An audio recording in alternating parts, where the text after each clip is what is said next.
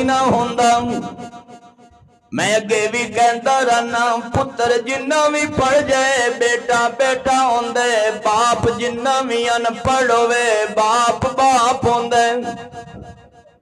बाप दा बेटा दफ्तर विच अफसर लग गया, ए जट बेली पगड़ी बन के गया, ते जट्टां दे साफ कपड़े भी इंज लगदे जिवें आ मेले पुछे ले इस्त्री नहीं करांदे।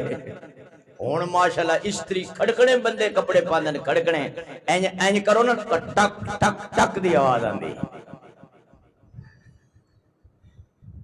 ए दफ्तर गया, ओ अपनी फ्रेंडशिप विच बैठा सी, सारे बेली कोल बैठे सन। उन्हां पुछया है कौन ही?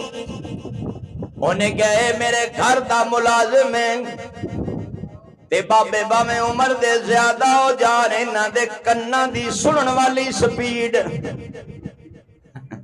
तेज हो जाती, ओदे कन्नां ते गल पै गई।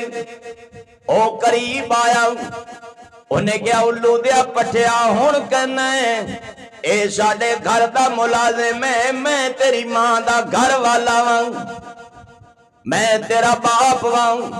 मेरे वीर बेटी जिन्नी भी पढ़ जाए बेटी बेटी होंदी है, मां कख ना पढ़ी होवे मां फिर भी मां होंदी है।